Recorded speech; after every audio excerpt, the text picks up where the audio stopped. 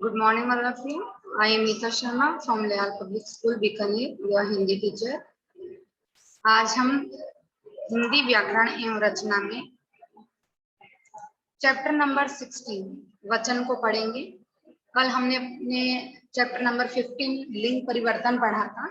आज हम पढ़ेंगे चैप्टर नंबर 16 वचन। देखिए, वचन को हम इंग्लिश में बोलते हैं नंबर। परिभाषा: शब्द के जिस रूप में उसके एक अथवा अनेक होने का बोध हो उसे वचन कहते हैं। शब्द का ऐसा रूप जिसको सुनने से हमें पता लगे कि वहाँ शब्द के अकॉर्डिंगली एक है या फिर अनेक है। तो जहां पर हमें एक वस्तु या एक चीज होने का पता लगता है वहां पर व्यक्तिवाचक है वो एक वचन, और जहां पर एक से अधिक होता है वहां पर बहुवचन। हिंदी में दो प्रकार के वचन है, एक वचन और बहुवचन। संस्कृत में कितने होते हैं? तीन: एक वचन, बहुवचन और द्विवचन, है ना। एक वचन, द्विवचन और बहुवचन। हिंदी में हमारे दो वचन होते हैं।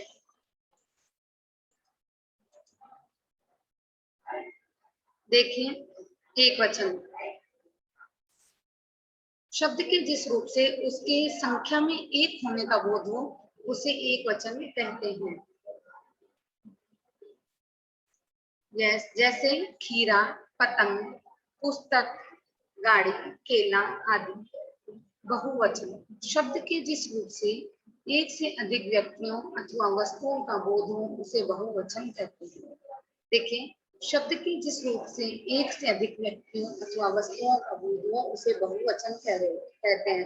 जैसे देखिए, खीरा, खीरा एक था, खीरा से हमने क्या बनाया? खीरे, तो खीरे क्या हो गया? बहुवचन हो गया। जैसे पतंग, पतंग एक वचन था, पतंग से हमने क्या बनाया? पतंगे, पतंगे उसका हो गया बहुवचन। पुस्तक एक वचन था, पुस्तक का हमने वचन किया तो क्या बना? पुस्तकें। गाड़ी एक वचन था, गाड़ी का हमने बहुवचन बनाया गाड़ियां। केला एक वचन था, केले का हमने बहुवचन बनाया केले। नेक्स्ट देखिए, गणनीय और अगणनीय संख्याएं। वचन का एक भेद गणनीय और अगणनीय भी है। कुछ संख्याएं हैं वो गिनी जाती हैं, जैसे डंडा, पुस्तकें, सेब, संतरे, भवन आदि। इन्हें गणनीय संख्याएं कहते हैं। इनके बहुवचन रूप एक वचन से भिन्न होते हैं। कुछ संख्याएं गिनी नहीं जा सकती, उसका नाप तो हो सकता है, जैसे पीतल, चांदी, आटा, तेल, अन्न आदि। इन्हें क्या बोलते हैं? इन्हें एक अगणनीय संख्याएं कहते हैं। इनकी एक वचन और बहुवचन रूप एक जैसे होते हैं। कहने का क्या तात्पर्य है? जैसे पीतल, चाहे इसको एक वचन में यूज हो चाहे बहुवचन में, पीतल का पीतल ही शब्द काम में लिया जाएगा। चांदी का चांदी में ही चांदी शब्द ही काम में लिया जाएगा। आटा मीन्स आटा एक वचन बहुवचन कुछ नहीं, उसको दोनों जगह एक वचन में भी आटा ही शब्द लेंगे, बहुवचन में भी आटा ही शब्द लेंगे। नेक्स्ट देखिए, वचन संबंधी नियम। साधारणतः एक संख्या के लिए एक वचन और अधिक के लिए बहुवचन का प्रयोग होता है, लेकिन कुछ ऐसी जगह होती है जहां पर हमें नियमों का ध्यान रखना आवश्यक होता है। जैसे देखिए, आदर प्रकट करने के लिए एक वचन के स्थान पर बहुवचन का प्रयोग किया जाता है। अब जैसे आप कई बार बोलते हैं कि प्रिंसिपल मैम आ रहे हैं, आ रहे हैं, तो बहुत सारे मैम थोड़ी ना आ रहे हैं शब्द हम किसके लिए यूज में लेते हैं? सिर्फ और सिर्फ एक जने के लिए भी हम आ रहे हैं शब्द यूज में लेते हैं, और अधिक के लिए ना लेकर हम सिर्फ एक जने के लिए हम बहुवचन का प्रयोग करते हैं। इसलिए आदर प्रकट करने के लिए बहुवचन प्रयोग किया जाता है। जैसे गोस्वामी तुलसीदास महान थे, अब थे की जगह था लगा दें, अपन तो बोलते था लगा दें, तो था लगाते क्या हो जाता है? एक वचन। था लगाते क्या हो जाता है? एक वचन। लेकिन था से क्या होता है? आदर नहीं प्रकट होता, तो महान पुरुषों के आदर प्रकट करने के लिए थे शब्द का यूज किया जाता है। ठीक है। इसी तरीके से देखिए, अपना अधिकार, अभिमान या फिर बड़प्पन जताने के लिए भी मैं के स्थान पर कभी कभी लोग स्वयं को क्या कर देते हैं? हम। जैसे देखिए, मालिक ने नौकर से कहा हमें पानी ला कर दो।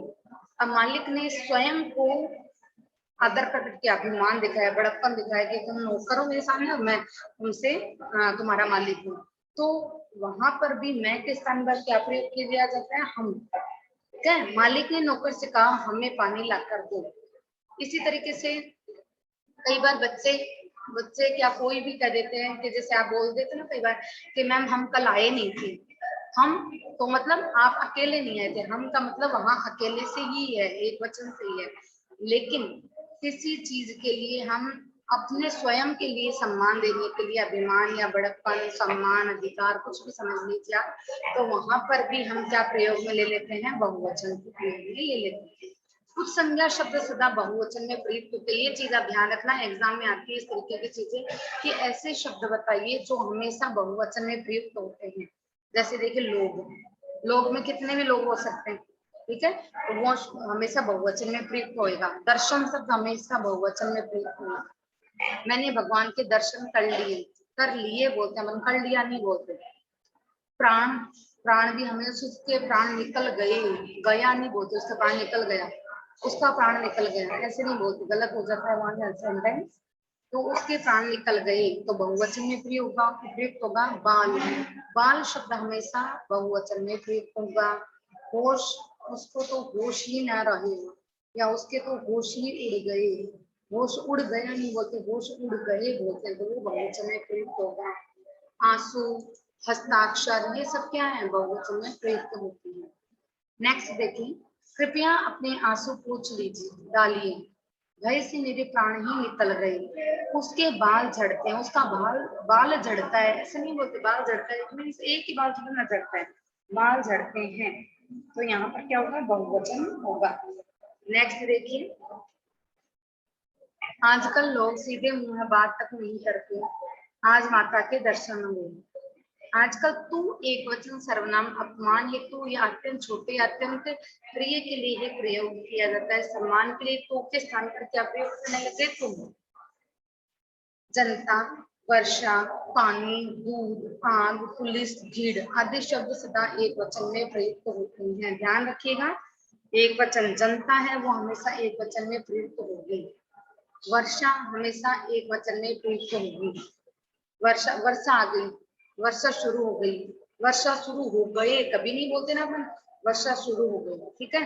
पानी, मुझे ठंडा पानी दे दो, या मुझे पानी चाहिए, ठीक है।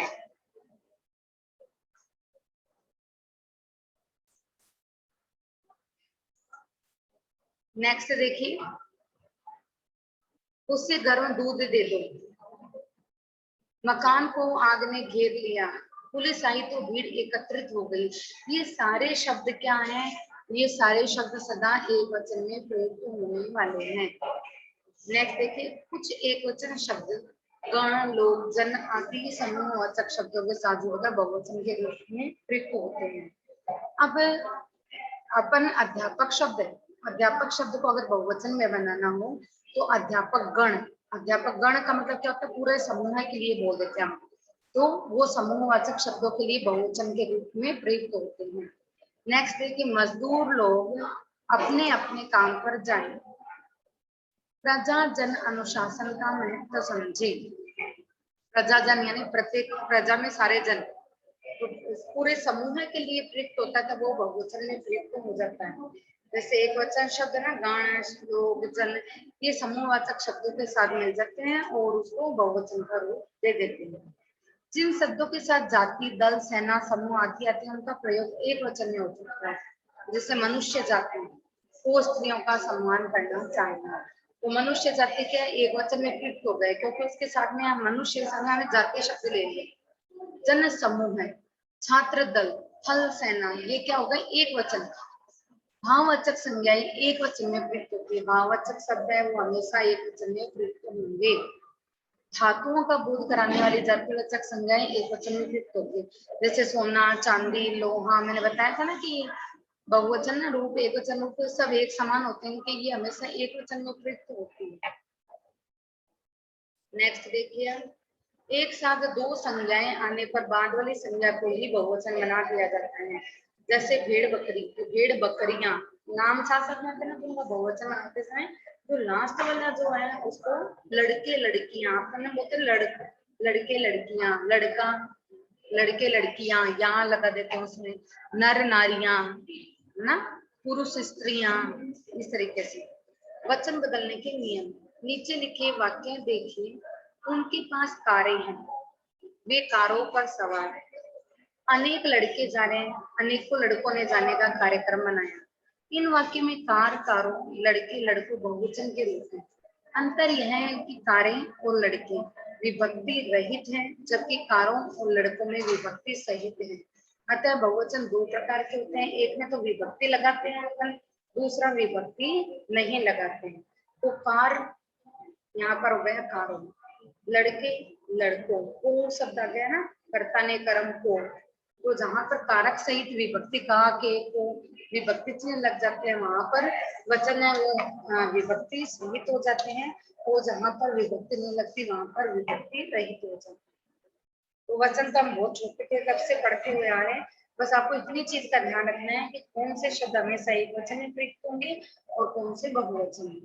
पुल्लिंग संज्ञाओं में वचन परिवर्तन देखिए, अकारांत संज्ञाओं के अंतिम आ के स्थान पर ए। अकारांत का मतलब क्या होता है, जो शब्द लास्ट में आ से जिनका अंत हो रहा है। तो देखिए कपड़ा, डा आकारांत हो रहा है, गधा इसमें भी आ रहा है, घड़ा इसमें भी आ रहा है, घोड़ा इसमें भी आ रहा है, बेटा इसमें भी आ है, भाला इसमें भी आ है, भेड़िया इसमें भी आ है, रास्ता इसमें भी आ है, और ताला इसमें भी आ है।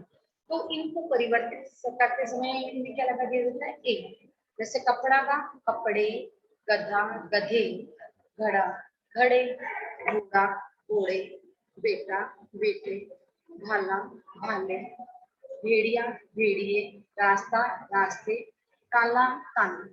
अब देखिए स्त्रीलिंग संज्ञाओं में वचन परिवर्तन।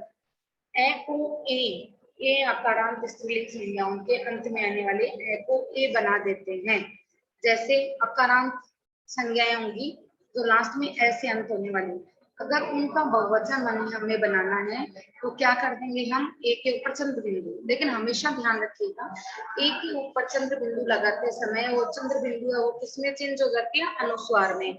ये एक नियम है कि शिरोरेखा के ऊपर मात्रा लगने से जो अनुनासिक है वो किसमें बदल जाता है, अनुस्वार में बदल जाता है।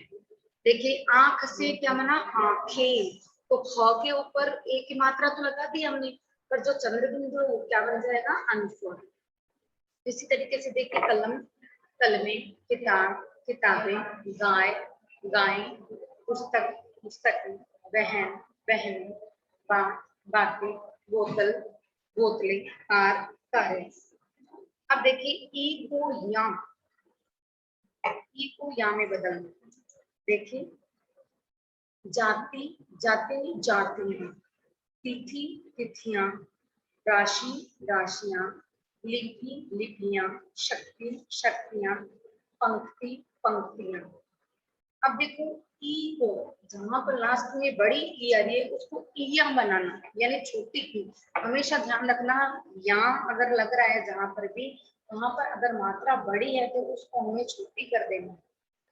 ध्यान रखना, अगर हम बहुवचन बनाते हैं और हमें यहाँ लगाना होता है कहीं पर, तो वहां पर अगर मात्रा छोटी है तो कोई दिक्कत नहीं है, अगर बड़ी है तो उसको क्या कर दिया जाता है, छोटी बना दिया जाता है। जैसे देखो घोड़ी, घोड़ियां, घोड़ी की मात्रा छोटी होकर यहाँ लगते हैं।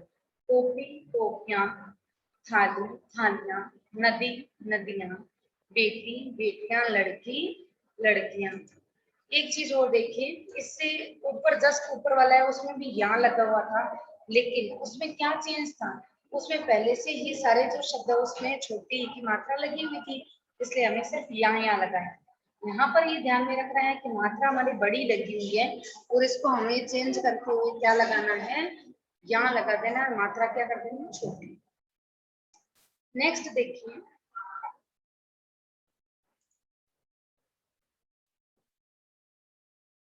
या से अंत होने वाली संज्ञाओं को बहुवचन बनाते समय अनुनासिक जोड़ दिया जाता है। जैसे कुतिया, कुतिया में पहले से या था तो इसका बहुवचन जब हमने बनाया तो या कर दिया, ठीक है। गुड़िया मीन्स एक गुड़िया, और गुड़िया मीन्स बहुत सारी गुड़िया। बोलते समय भी हमें ऐसे बोलना, चिड़िया, चिड़िया, डिबिया, डिबिया, यहाँ के ऊपर चंद्र बिंदु है ना, कुड़िया, कुड़िया, गुड़िया, गुड़िया, गुड़िया का मतलब बहुत सारी गुड़िया, ठीक है। एक उकारांत, उकारांत, आकारांत, यानी छोटे ऊ, बड़े ऊ और आ से आदि शेष स्त्रीलिंग संज्ञाओं के अंत में ए जोड़कर बहुवचन बनाना। जैसे अध्यापिका, तो इसमें आकारांत है ना, तो अध्यापिकाएं, ठीक है। और अंतिम इसमें इतना ध्यान रखना, अंतिम जो ऊ है, बड़ा ऊ है, उसको छोटा कर दिया जाता है। जैसे देखिए आत्मा, आत्माएं, धेनु, धेनुएं, इसमें तो पहले से ही छोटा था ऊ, तो कोई दिक्कत नहीं। अगर बड़ा जहां आ जाए, अब जैसे कि बहू, बहू में बड़ा ऊ था, लेकिन हमने बहुएं बनाते समय ऊ की मात्रा है वो छोटी कर दी। नेक्स्ट देखिए भावना, भावनाएं, कथा, कथाएं।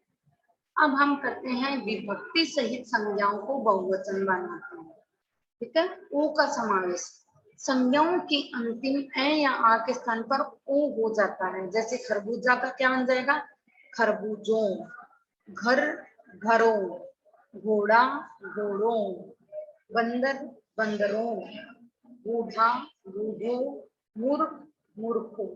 नेक्स्ट देखिए आ से समाप्त होने वाले जिन शब्दों के विभक्ति रहित रूपों के बहुवचन में कोई परिवर्तन नहीं होता, उनके विभक्ति सहित रूपों के अंत में बहुवचन बनाने के लिए ओ प्रत्यय लगाते हैं। जैसे पिता, पिता के साथ क्या लगेगा, पिताओं, माता, माताओं। इसी तरीके से देखिए राजा, राजाओं, लता, लताओं, लताएं, लताएं, ऐसे नहीं होता, लताओं, राजाओं। तो ओ प्रत्यय लगता है कहाँ पर, विभक्ति रहित रूपों के बहुवचन में कोई भी परिवर्तन नहीं होता, उनके विभक्ति सहित में क्या हो जाएगा आपके, उनके विभक्ति सहित में ओ प्रत्यय लग जाएगा, ठीक है। नेक्स्ट देखिए आप उकारांत या उकारांत, यानी छोटे ऊ और बड़े ऊ शब्दों के अंत में ऊ लगाकर बहुवचन बनाना। ऐसी स्थिति में जो बड़े ऊ का ह्रस्व ऊ यानी छोटा ऊ हो जाता है। वापिस देखिए गुरु, गुरुओं, वो लग जाएगा। डाकू, डाकू, यहाँ देखिए डाकू में ऊ की मात्रा बड़ी थी, जब आपने ओ लगाया तो मात्रा छोटी हो गई। ऑलमोस्ट आपकी यही होता है कि जब आप बहुवचन बनाते हो, जब कोई ई या ऊ की मात्रा बड़ी होती है, तो उनके आगे जब बहुवचन बनाते समय वो मात्राएं क्या हो जाती है, छोटी हो जाती है। डाकू, डाकू, भालू, भालू, वधु, वधु। नेक्स्ट देखिए ओ, ए और ओ, ए और आ से समाप्त होने वाले शब्दों में संबोधन करते समय अंतिम स्वर बदल जाता है, यानी किसी को हम आवाज लगाते हैं, जैसे संबोधन ये अरे वो, तो वहां पर कन्याओं किसी को संबोधित करते ना, तो ओ के बाद में हमेशा एक्सक्लेमेटरी साइन, क्योंकि संबंध संबोधन बताते हैं ना, तो उसमें एक्सक्लेमेटरी साइन होता है। आपको पता है हे अरे ओ के बाद में हमेशा क्या होता है, एक्सक्लेमेटरी साइन होता है। तो कन्या, कन्याओं, बहन, बहनों, बहनों, भाइयों, ऐसे बोलते हैं। लड़का, लड़कों, लोग, लोगों। ये आपने संबोधन किया है, ठीक है। नेक्स्ट देखो ई या बड़ी ई से अंत होने वाले विभक्ति युक्त बहुवचन में यूं लग जाता है। जैसे कहानी, कहानियों। अब यहाँ भी देखिए मात्रा आपके छोटी हो रही है, जहां पर भी बड़ी मात्रा है वहां पर छोटी। देखिए कहानी में बड़ी मात्रा वो छोटी हो जाएगी। इसी तरीके से देखिए गली में ली के ऊपर बड़ी मात्रा थी, लेकिन वो छोटी हो जाएगी। इसी तरीके से देखिए मुनि, मुनि में तो पहले से ही छोटी मात्रा थी, रात्रि में भी पहले से ही छोटी मात्रा थी।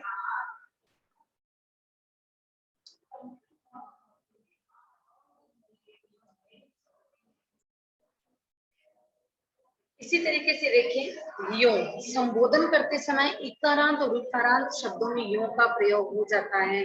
देखिए संबोधन हमने यहाँ भी किया था, लेकिन यहाँ पर आकारांत शब्द थे, अकारांत और आकारांत। देखिए कन्या, बहन, लड़का, लोग, इनमें क्या थे, सब में अकारांत और अकारांत थे, अकारांत और आकारांत, ठीक है। और यहाँ पर संबोधन के समय इकारांत और इकारांत शब्दों में यो का समावेश हो जाता है। जैसे मुन्नी से मुनियों हो गया, भाई से भाइयों हो गया। भाई, मुन्नी, इनमें दोनों में क्या है, ई की मात्राएं हैं। देखिए शब्द के जिस रूप से उसके एक अथवा अनेक होने का बोध उसे वचन कहते हैं। हिंदी में वचन दो प्रकार के होते हैं, एक वचन और बहुवचन। एक संख्या का बोध कराने वाले शब्द एक वचन कहलाते हैं, और एक से अधिक संख्या का बोध कराने वाले शब्द बहुवचन कहलाते हैं। आदर सम्मान के लिए एक वचन संज्ञा को बहुवचन के रूप में प्रयोग किया जाता है। सभी को चैप्टर क्लियर है। आज की वचन की क्लास यहीं पर समाप्त होती है।